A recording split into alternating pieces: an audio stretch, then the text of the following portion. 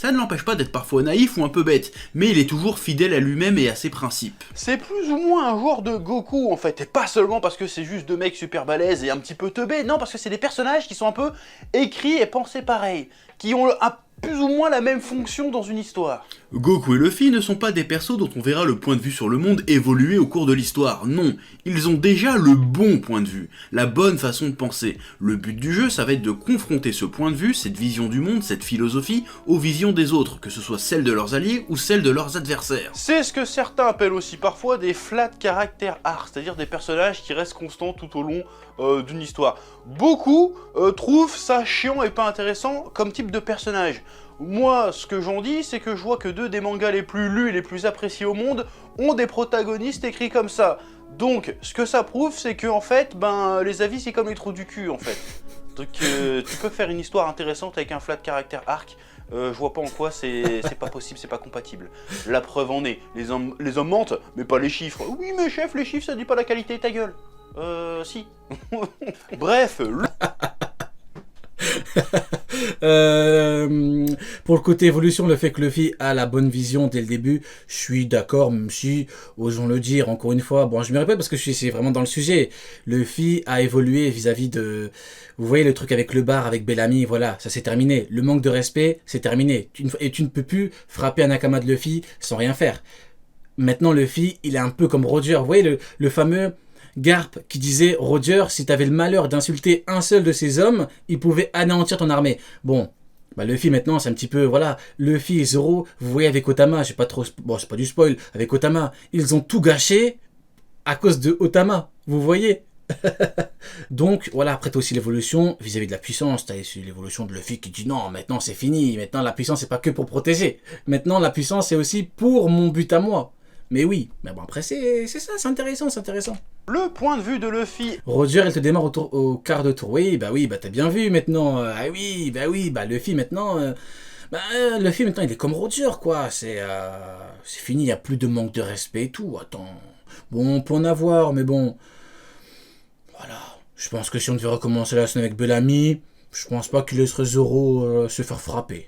Et le point de vue de Kobe se confronter, bien évidemment, c'est le point de vue de Luffy qui l'emporte. Kobe devient admiratif de Luffy parce que Luffy n'a pas peur de se battre pour ses convictions. Il clame haut et fort, sans honte et sans doute, qu'il deviendra un jour le roi des pirates. Il est prêt à tout sacrifier pour parvenir à ce but tout en restant droit dans ses bottes et en restant sur sa ligne, sans trahir ses convictions. Et ça, Kobe l'admire énormément pour ça. Oui. Luffy va aussi montrer à Kobe une autre vision de la piraterie. Pour Kobe, qui était prisonnier d'un équipage de pirates cruels et cupides, les pirates c'était forcément des mauvaises personnes avec de mauvaises intentions et qui étaient... Oui, et Kobe a vu que les pirates n'étaient pas tous les mêmes. Luffy lui a montré un autre aspect de la piraterie. Oui.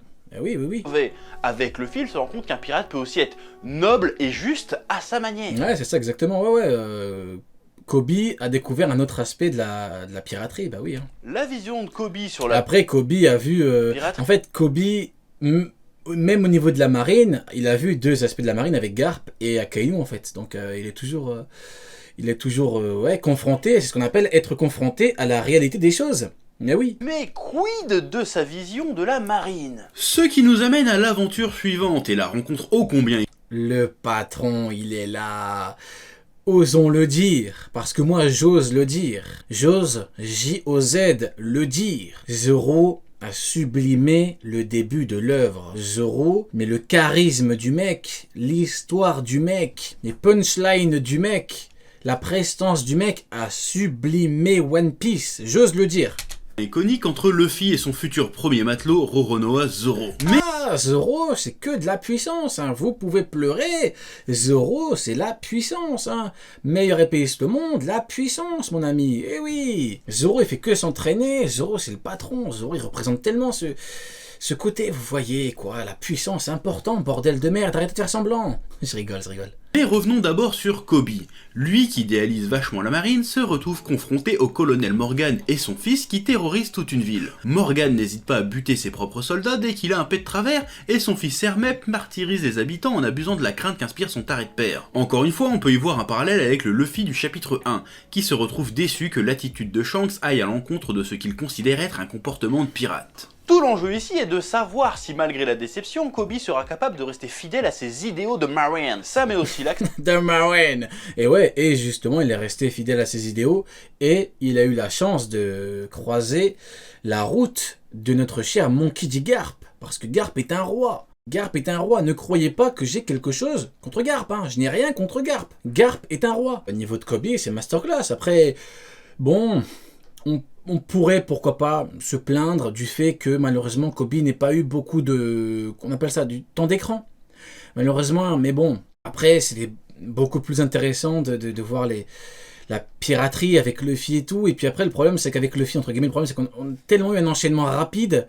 T'as l'archipel, après, ça s'enchaîne tellement vite, jusqu'à Marineford, après, hop, entraînement, et ça va vite, hein, ouais. sur un aspect non négligeable de l'univers de One Piece. One Piece n'est pas un univers manichéen. Les pirates ne sont pas tous fondamentalement mauvais, tout comme les Marines ne sont pas tous fondamentalement bons. Ce qui nous permet aussi de voir en filigrane le début d'un thème qui sera plus tard prépondérant dans One Piece, la différence entre ce qui est juste et ce qui est acceptable. Et quand je dis acceptable, il faut entendre au sens légal, la loi, le système. Et on a bien vu qu'avec Akainu, en termes de loi et tout, la marine, c'est une dinguerie, hein. Akainu, il allait détruire Kobe, il allait l'annihiler, son intervention du patron. Shanks, il allait le fumer. Et le mec, il aurait, dans son rapport, il aurait mis acte de rébellion, mise à mort, hein. Ah, la marine, ils n'ont rien à foutre, hein. Les actions du colonel Morgan sont parfaitement autorisées. Il est l'autorité suprême de la ville, mais ses actions sont profondément injustes et cruelles. Zoro, quant à lui, a tué le loup d'Hermep car ce dernier attaquait une petite fille. En défendant la fille, Zoro a fait ce qui était juste, mais a fait quelque chose d'illégal. On défend ici la légitimité de se révolter face à un système injuste, et comme je te l'ai dit, on abordera très souvent ce sujet-là dans One Piece, mais ça on en parlera dans les prochains épisodes. Oui, mais le vrai cœur de cette... Big up à 4Z4RD, merci beaucoup à toi, gros big up. Oui. 4Z4RD. Frérot, c'est le code Wi-Fi pour se connecter à la connexion de la NASA ou quoi? Je rigole, frérot, je rigole avec toi. Mais je suis sûr que il y a moyen que je me connecte à un satellite de Tesla, là. Il y a moyen que... Merci à toi, gros big up. Merci à mon Kidinat aussi. Attendez, je vais tester. Attendez. Il y a moyen que j'arrive à avoir une connexion de fou là, parce que je bug depuis tout à l'heure. Je vais me connecter au truc Tesla là. Avoir une connexion. Je rigole. Parce que c'est le premier perso, après Shanks bien sûr, je rigole frérot, je rigole, qui partage naturellement la vision de Luffy. Alors bien sûr, leur motivation est différente, mais leurs déterminations sont semblables. La seule différence que je noterai, c'est que Zoro, bien qu'assez taciturne, semble avoir un côté un peu plus empathique que Luffy. Alors ce point peut être sujet à débat, alors je vais essayer d'expliquer mon point de vue. Certains me diront sans doute que Luffy aussi est empathique, il suffit de voir comment il fait tout à la fin pour forcer Kobe à le frapper et faire comprendre à la marine qu'il ne fait pas partie de son équipage. Oui, mais pour moi, je vois Luffy plutôt comme une espèce de coach. Ah, l'équipe, elle est incroyable. Hein. Ah, vous le voyez. Luffy avec Kobe, Zoro avec la petite fille. Mais c'est tellement bien amené. De vie un peu hardcore qui pousse les gens au pied du mur pour les obliger à tout donner. Et ça marche avec ce que je disais plus tôt. Zoro, il est différent. Il suffit de voir la scène où la petite fille lui envoie des boulettes de riz pendant qu'il l'attache au poteau. Les boulettes sont piétinées par Hermep et pourtant Zoro demande à Luffy de les lui donner à manger quand même, en lui disant de remercier la gamine de sa part parce que c'était délicieux. Il a un petit côté sensible que n'a pas Luffy. En tout cas, à ce stade de l'histoire. Zoro est aussi très intéressant parce qu'il marque là une première dans One Piece. C'est le premier personnage. D'ailleurs, c'est assez drôle, on peut même dire paradoxal, vu que c'est Zoro qui est présenté comme un démon. Vous voyez, quand Luffy lui parle, quand il y a une discussion, Luffy-Kobe, Kobe dit oui, lui c'est un démon et tout, et t'as vu, ouais, finalement, le démon, il est très humain, quoi, avec la petite fille et tout, masterclass. J'ose le dire, J-O-Z. Le droit à une origin story digne de ce nom. Il a un vrai flashback. Et tout comme l'épilogue avec Luffy, ce flashback a pour but d'établir les motivations de Zoro et de les rendre palpables et crédibles. Pour marquer la différence, Oda ajoute à Zoro une composante tragique que Luffy n'a pas vraiment. Ok, Shanks s'est fait bouffer un bras, bon, pour une raison qu'on ignore encore, il s'est fait bouffer un bras, mais il n'est pas mort. Luffy ne porte pas avec lui, sur ses épaules, un deuil indépassable. En tout cas, on l'ignore. Ah oui, exactement, on l'ignore à ce stade-là. Ce stade de l'histoire, hashtag spoiler, ouais. Oui.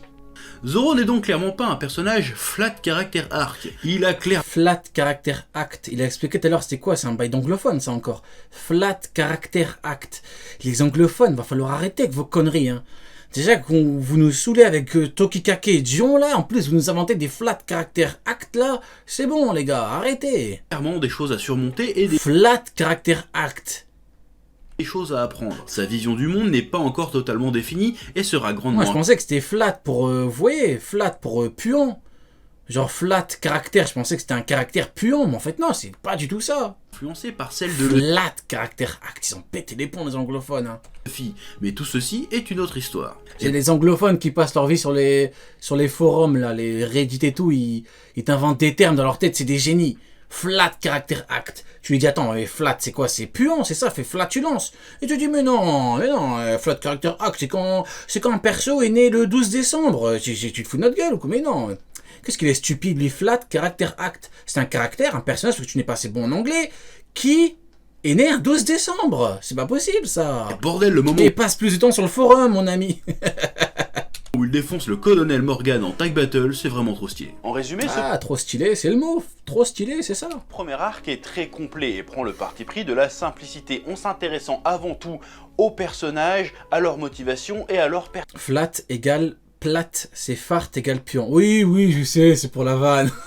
C'est pour la vanne, vous inquiétez pas. Je plaisante. Bon, je devrais peut-être... Quand c'est du second degré, faudrait peut-être que je le dise parfois. Parce qu'il y en a qui pensent que je suis sérieux avec mes conneries. personnalité. L'univers autour reste encore assez vague, on nous en dévoile et en explique juste assez, suffisamment pour comprendre les différentes péripéties et enjeux de l'intrigue. Dans le sens où l'on va aller... Oui, je plaisante, vous inquiétez pas, je plaisante. Par contre, pour les anglophones, je plaisante pas. Ah, c'est totalement réel. Hein. Tout ce que je dis, c'est réel. Sur les anglophones... Mais non, mais tu ne comprends pas. Il faut que tu passes plus de temps sur le forum, mon ami. Oh là là. Mais je m'en fous que tu sois en cours. Tu termines les cours à quelle heure, là? À 17h30? À 17h40, t'es là jusqu'à minuit, mon ami. Je vais t'apprendre c'est quoi un flat character act, moi.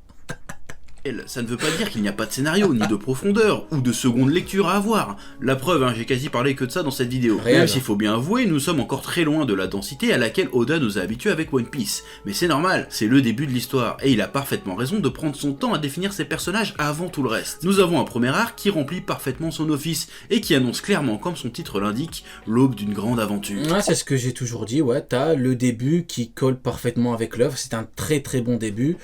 On a une introduction qui est masterclass. Osons le dire. Il y en a qui n'osent pas dire les choses. Osons le dire. Le début, il est masterclass. C'est d'ailleurs pour ça que quand tu commences One Piece, t'as directement envie de tout enchaîner. Parce que le début, il est tellement prenant. Même si moi, j'ai une petite théorie sur la question. Pour moi, c'est surtout Zoro qui fait rester. Voilà. Et surtout Zoro. Maintenant, il y en a qui vont me dire, oui, mais non, Zoro. Non, allez, arrêtez. Zoro, incroyable, c'est surtout Zoro qui fait rester parce que dès l'introduction, tu pètes un câble. En gros, il n'y a pas de fioriture, mais attention, j'ai dit que c'était simple. En fait, Zoro, il est pas comme Luffy. Luffy, tu l'as vu enfant, vous voyez un peu, pas bête, mais vous voyez comment il était enfant, je vais pas vous expliquer, vous connaissez tous Luffy enfant, avec le flashback et tout. Donc c'est différent d'un Zoro. Zoro, quand tu le découvres, c'est directement un homme accompli, on peut le dire. C'est vraiment un mec, il est vraiment droit dans ses bottes, quoi. C'est incroyable. Ouais, c'est peut-être moi, hein. C'est peut-être moi qui pète les plombs. Zoro, ici, trop masterclass, Zoro. Zoro est l'un de mes persos préférés de tous les temps. Et il y a un bout qui me dit, parce que je mets pas Mihawk ni Yonko, je détruis Zoro, mais va te cacher. Je ne sais même pas s'il existe une forêt assez dense pour te cacher, mon ami. C'est incroyable, ça. Mihawk ni Yonko, donc tu craches sur Zoro, tu te fous de ma gueule ou quoi? Moi, je crache sur Zoro. J'ai théorisé le perso de A à Z, tout ce qu'il a fait. Tout ce qu'il a fait, le perso, j'ai théorisé. J'ai eu bon partout avec Zoro. Tellement que je le connais, c'est toi qui vas me dire que je crache. Arrête, mon ami. Arrête. C'est dans un puits qu'il faut te cacher. Moi, je m'emporte un petit peu, je plaisante, ça va. Ça prenait le parti pris de la simplicité. Moi, j'ai accroché avec Sanji. Après, Sanji masterclass aussi, hein. Ah, incroyable aussi, hein. Moi, s'il y a quelque chose qui va pas, moi, par exemple, je vais vous dire ce qui va pas. Parce que quand on me dit, oui, mais Zoro, tu critiques pas assez. Mais non, moi, je critique ce qui est critiquable dans le sens du terme. Je vais vous dire, moi, ce qui m'a dérangé. Usopp, qui fait chier Luffy, le capitaine de l'équipage, avec le bateau. On peut me dire que c'est pour l'évolution du personnage. Après, le bateau, il les a aidés. Je sais, vous inquiétez pas. Les arcs, je les lis continuellement. Je sais, vous inquiétez pas. Moi, je te dis que, au moment, à l'instant T, t'as Luffy qui a des problèmes, vous voyez? Luffy il a des problèmes dans sa tête. Luffy il doit évoluer. Luffy il est pas assez puissant pour protéger tout le monde. Et t'as un Boog qui le fait chier avec son bateau. Maintenant, on peut ne pas être d'accord. C'est pas grave. Je vous dis que moi, ça m'a fait chier. Voilà. Ça m'a fait chier. Usopp, je l'aime bien Usopp. Mais ça m'a fait chier. Voilà. Maintenant, vous pouvez ne pas partager mon avis. Là, on n'est pas dans lui est plus puissant que lui via telle info. Là, c'est du ressenti de chacun. Moi, j'aime pas. Ça vous a... Bah, dites-moi, au pire, on fait un sondage. Faisons un sondage. Sondage modo, s'il te plaît. Usopp, bateau, chiant, pas chiant. Dites-le. Vous, si vous n'êtes pas d'accord, c'est pas grave. Hein. En fait, ça ne va pas me faire changer d'avis. Même s'il y a 99% qui disent pas chiant, ça ne me fera pas changer d'avis. Là, c'est pas comme un perso, tu me dis Akainu, niveau Yonko. Non, là, je peux te prouver qu'il n'est pas niveau Yonko. Mais c'est du ressenti de chacun. Pour moi, à ce moment-là, tu fais pas chier ton capitaine. D'ailleurs, je dis ça, mais en vrai, soyons honnêtes. Usopp s'est excusé. C'est bien qu'il a déconné. Bon, il n'a pas déconné que pour ça, c'est surtout parce qu'il est parti. Mais il est parti, quand il est parti, c'est la conséquence de ça. Vous voyez ce que je veux dire? Donc en vrai, je dis ouais, c'est pas prouvable, mais en vrai, tout est dans le manga, en vrai. Hein. Vous voyez comme quoi? Même dans le manga, même lui, il a déconné. Il a pleuré. Je suis désolé. J'aurais pas dû faire ça. Par pitié. Ben oui, mon pote. Il faut écouter Ryo Sensei aussi. T'écoutes des mecs qui disent que Mihawk c'est pas niveau Yonko, Zoro c'est de la merde. Évidemment que t'avanceras pas dans la vie, mon ami. Faut écouter les bonnes personnes. Non, après, chacun son truc. Chiant à 63%. Ok, bon, bah la majorité dit que c'est chiant. Il y a quand même 33%, c'est votre avis, encore une fois. Je ne débat pas sur l'avis des gens. Hein. Vous avez votre avis, non. Moi, je débat sur les trucs concrets. Pour vous, c'est pas chiant, c'est pas grave en vrai. Hein. Mais pour moi, ça m'a saoulé. Pourquoi je parlais de ça déjà? Je suis parti dans une explication. Oh, pourquoi je parlais de ça? Je sais même pas. Il parlait de son office et qui annonce clairement, comme son titre l'indique, l'aube d'une grande aventure. Okay. En gros, il n'y a pas de fioriture. Mais attention, j'ai dit que c'était simple. Que ça prenait le parti pris de la simplicité. J'ai pas dit que c'était simpliste. C'est pas pareil. On parlait des persos attrayants. Ah oui, on parlait des persos qui fait la majorité au début de l'œuvre. Oui, tout à fait. Luffy, masterclass. Zoro, hyper masterclass. Sanji, masterclass aussi. Ou même hyper masterclass, avec Zef et tout. Oui, Nami incroyable. Oui, tout passe par la puissance d'ailleurs. Des persos qui évoluent. Ouais, j'aime trop One Piece. Hein. Ah, c'est une dinguerie. Hein. Ouais, Ryu, t'en as pas marre pas de One Piece? Oh non, jamais. Oh non, c'est masterclass One Piece. Ouais. Que la passion te guide. Eh ben, que la passion nous guide. Voilà, que la passion nous guide. Ben, bonne conclusion. Avec mon HDO, je disais One Piece incroyable juste avant qu'il me dise que la passion te guide. Donc, ouais, ben écoutez, j'ai bien aimé. Hein. Ouais, c'était très bon.